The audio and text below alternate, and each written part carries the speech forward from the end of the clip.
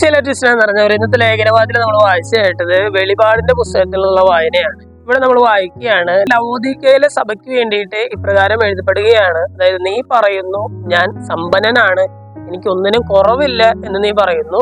പക്ഷേ യഥാർത്ഥത്തിൽ നീ നികൃഷ്ടനും ദയനീയനും ദരിദ്രനും അന്ധനും നഗ്നനുമാണെന്ന് നീ തിരിച്ചറിയുക എന്ന് പറയുകയാണ്. അതായത്, ഈ സഭയിലുള്ള ആളുകളെ കുറിച്ച് ഇപ്രകാരം എഴുതപ്പെടുകയാണ്, അല്ലെങ്കിൽ അവരെ കുറിച്ച് ഇപ്രകാരം എഴുതി വെച്ചിരിക്കുകയാണ്, നിങ്ങളെ കുറിച്ച് തന്നെ ചിന്തിക്കുന്നത് ഞങ്ങൾക്ക് ഭയങ്കര സമ്പത്തുണ്ട്, ഞങ്ങൾ ഭയങ്കര ധനികരാണ് എന്നൊക്കെ ചിന്തിക്കുന്നു.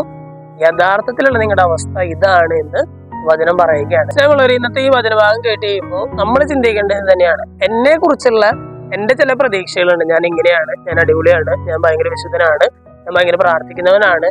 പക്ഷെ യഥാർത്ഥത്തിലുള്ള എന്റെ അവസ്ഥ എന്താണ്?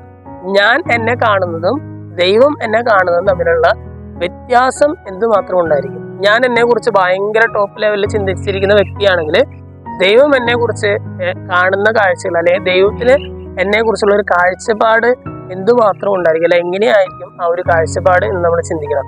അത് തമ്മിൽ എന്തുമാത്രം വ്യത്യാസം ഉണ്ടാകും എന്ന് നമ്മൾ ചിന്തിക്കണം. പക്ഷെ നമ്മൾ ഇന്നത്തെ വചനഭാഗം വായിച്ചു കഴിയുമ്പോൾ ദൈവസന്നിധിയിൽ ഇരുന്ന് നമുക്ക് നമ്മെ തന്നെ ഒന്ന് പരിശോധിക്കാം.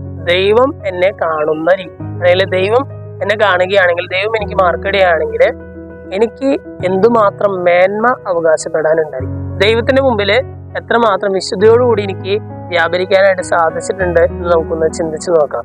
ദൈവം എന്നെ കാണുന്ന രീതിയിൽ എൻ്റെ ജീവിതത്തെ മാറ്റിയെടുക്കാനുള്ള ഒരു കൃപയ്ക്കായിട്ട് നമുക്ക് പ്രാർത്ഥിക്കാം. ദൈവം നമ്മെല്ലാവരെയും സമൃദ്ധമായിട്ട്